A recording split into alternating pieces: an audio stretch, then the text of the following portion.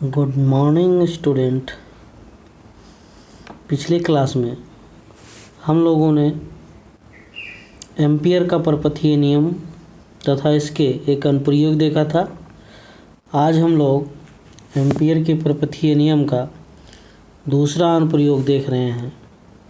लिखा है, लंबी परिनालिका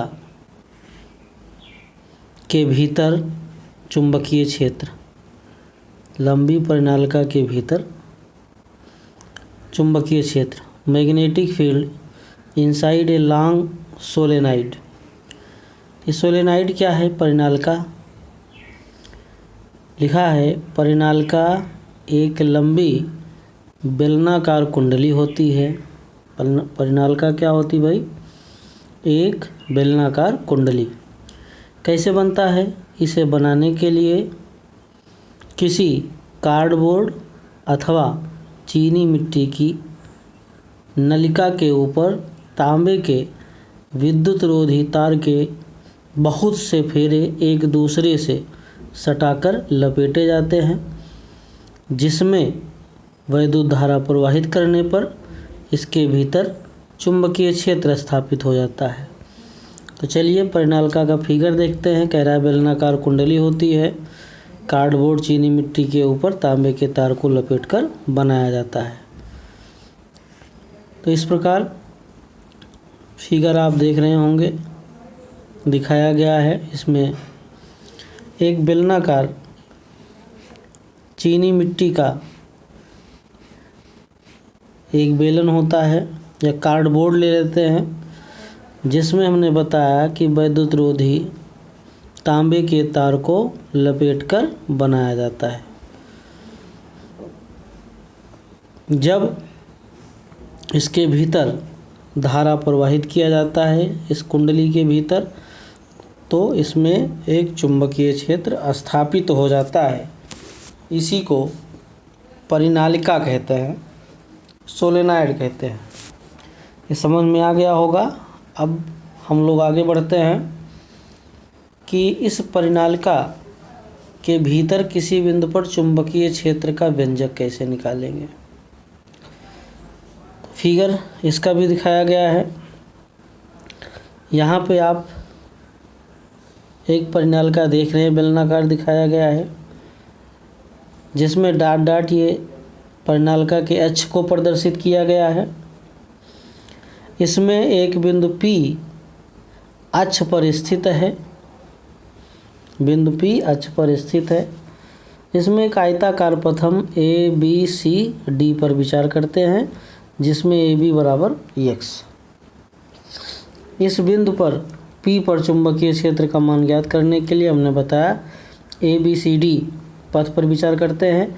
AB अक्ष के समांतर है, BC अक्ष के लंबवत है और AD अक्ष के लंबवत है और DC या CD ये परिनालिका के बाहर स्थित है। दूसरे कंडीशन में आप देख रहे हैं, ये भी आयताकार पथ है QRST। इसमें आप देख रहे हैं QRST ये सब परिनालिका के बाह्य बिंदुओं पर स्थित हैं। तो यहाँ पे चुंबकीय क्षेत्र का मान कितना होगा और परिनालिका के भीतर किसी बिंदु P पर चुंबकीय क्षेत्र का मान कितना होगा, इसको हम लोग पढ़ेंगे। चलिए देखते हैं। लिखा है, परिनालिका के अंदर इसकी अक्ष पर स्थित परिनालिका के अंदर इसकी अक्ष पर स्थित किसी बिंदु P पर उत्पन्न चुंबकीय क्षेत्र की गणना करने के लिए चित्र में प्रदर्शित एक आयताकार पथ ABCDA पर विचार करते हैं। वही फिगर दिखाया गया, जिसमें भुजा AB परिनालिका के अक्ष के समांतर है, ये भी बताया गया। और भुजा BC व DA बहुत लंबी है। भुजा CD परिनालिका से दूर है, चित्र में हमने समझाया। जहाँ चुंबकीय क्षेत्र नगण्य है, चुंबकीय क्षेत्र BC व DA के लंबवत है। BC भुजा DC भुजा चित्र में देखेंगे अक्ष के लंबवत है। इस पथ ABCDA पर एम्पियर का नियम लगाते हैं। यहाँ से अब देखिए हम कर क्या रहे हैं, ABCDA पर एम्पियर का नियम लगा रहे हैं। पथ आप देख लीजिए A B C D A पर एम्पियर का नियम लगा रहे हैं। एम्पियर का नियम क्या होता है? Integration of B D L that is equal to mu not I.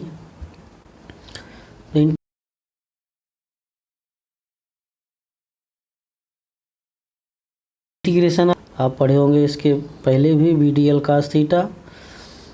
Integration ये हो जाएगा डेट इज इक्वल टू, हमको पथ निकालना है A B C D A के अकॉर्डिंग, तो लिमिट क्रमानुसार ए से B B D L plus B D L cos theta plus B से C B D L cos theta, ऐसे बढ़ते चले जाएंगे। तो देखते हैं, वही लिखा है, आप देख रहे हैं यहाँ पे A B C D A पथ के लिए लिखा है integration of B D L equal to A से B B D L, B से डी बी से C B D L, integration of C से D B D L plus integration of D से बी डी एल। फिर आगे बताया गया integration of B D L B dot D L equal to B D L cos theta. फिर हमने आपको बताया इसमें कि बी से सी और डी से ए में चुंबकीय क्षेत्र लंबाई के लंबवत है, जहाँ पे थीटा बराबर 90 अंश होगा। थीटा बराबर 90 अंश लेंगे तो कास 90 का मान 0 होता है, इसलिए बी से सी और डी से ए के लिए रेखीय समाकलन चुंबकीय क्षेत्र का 0 होगा। चलिए बी से सी 0 हो गया, और क्या 0 हुआ भाई? डी से ए 0 हुआ। बचा सी डी। हमने बताया कि यह परिनालिका के बाहर स्थित है, परिनालिका के बाहर स्थित होने के कारण यहाँ चुंबकीय क्षेत्र 0 होगा। इस प्रकार इंटीग्रेशन ऑफ सी से डी बी डी एल भी 0 हो जाएगा। तो यहाँ आपने देखा बी से डी एल 0 आया। इंटीग्रेशन क्यों 0 आया? क्योंकि सी डी परिनालिका के बाहर स्थित है, जहाँ पर चुंबकीय क्षेत्र 0 होगा। दूसरा आपने बी सी ए बराबर 0 देखा, integration of B C B D L, ये क्यों 0 है? क्योंकि ये परपेंडिकुलर है बी से सी अक्ष के। इसी प्रकार सी से डी भी 0 हो जाएगा। और क्या 0 हुआ है? डी से ए भी 0 है लंबवत होने के कारण। तो बचा आपका क्या? Integration of B D L equal to A से B integration of B D L. तो आगे वही लिखा है ए से B D L cos 0 that is equal to mu 0 I. यहाँ 0 लिया गया ए से बी के लिए, चूँकि ए से बी जो है वो परिनालिका के अक्ष के समांतर है। चलिए आगे बढ़ते हैं हम लोग। इस प्रकार आपने देखा कि अच्छा, एक चीज़ आगे देखिए, इंटीग्रेशन ऑफ ए से बी बी डी एल में integration of A B D L, D L क्या है? लंबाई है ए से बी के लिए, और ए से बी की लंबाई है एक्स। फिगर में आप देख सकते हैं ए से बी की लंबाई क्या दिया गया है? एक्स दिया गया है। तो वही लिखा गया है ए से बी के लिए एक्स, तो हो जाएगा B X equal to mu not I, क्योंकि integration of B D L equal to mu not I बताया गया है। तो बी एक्स बराबर ये हो जाएगा, B X equal to mu not I. आगे जहाँ A B equal to X, जहाँ A B equal to X तथा परिनालिका की एक्स लंबाई में फेरों की संख्या यानी एक्स है, जहाँ एन परिनालिका के प्रति एकांक लंबाई में फेरों की संख्या है। स्मॉल एन बराबर कैपिटल एन बटे एल होता है। परिनालिका के प्रत्येक फेरे से प्रवाहित धारा यदि आई नॉट हो, परिनालिका के प्रत्येक फेरे से, तब आई बराबर कह सकते हैं एन एक्स आई नॉट। और इस प्रकार समीकरण पीछे आपको बताया गया है, बी एक्स इक्वल टू होता है म्यू नॉट आई, आई का मान यहीं रख देंगे तो हमको मिल जाएगा B X equal to mu not N X I not. X से एक्स कैंसिल कर देंगे तो बी बराबर मिलेगा mu not N I not. ये आपका चुंबकीय क्षेत्र कह रहे हैं कि यह चुंबकीय क्षेत्र परिनालिका की लंबाई तथा त्रिज्या पर निर्भर नहीं करता। यहाँ पर कहीं भी क्षेत्रफल नहीं है और ना ही परिनालिका की त्रिज्या है, इसलिए यह चुंबकीय क्षेत्र परिनालिका के लिए यह त्रिज्या और क्षेत्रफल पर निर्भर नहीं करता। और परिनालिका के अंदर प्रत्येक अनुप्रस्थ क्षेत्रफल पर एक समान चुंबकीय क्षेत्र बना रहता है। आगे देखिए, कह रहे हैं कि परिनालिका के बाहर उत्पन्न चुंबकीय क्षेत्र की गणना करने के लिए, बी पार्ट है परिनालिका के बाहर। परिनालिका के बाहर ज्ञात करने के लिए हमने बताया कि आप देखिए ये QRST ये परिनालिका के बाहर बिंदु स्थित हैं। यहाँ चुंबकीय क्षेत्र हमको ज्ञात करना है, तो कैसे निकालेंगे? परिनालिका के बाहर ज्ञात करने के लिए एक आयताकार पथ किस पर विचार करते हैं? QRST पर विचार करते हैं। इस पथ से घिरे पृष्ठ क्षेत्रफल से गुजरने वाली निर्धारा शून्य है। QRST से कह रहे हैं गुजरने वाली निर्धारा शून्य है। क्यों शून्य है? फिगर देख लीजिए। Q से R डायरेक्शन में यदि I एम्पीयर धारा बह रही है तो S से T डायरेक्शन विपरीत होगा, -I धारा हो दिशा के अनुसार कह सकते हैं।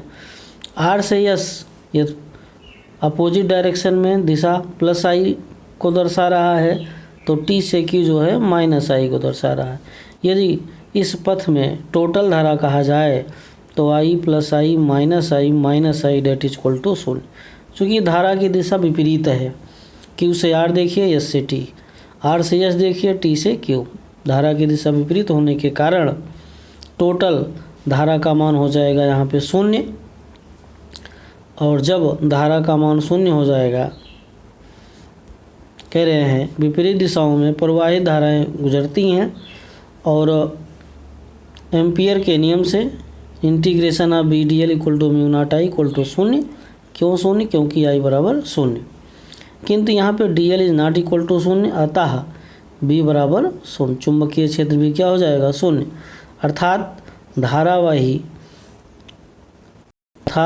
धारावाही परिनालिका के कारण इसके बाहर उत्पन्न चुंबकीय क्षेत्र का मान 0 होता है।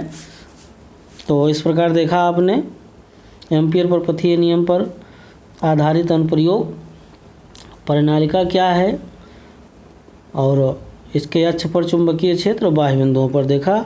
आगे हम लोग अगले क्लास में पढ़ेंगे। धन्यवाद।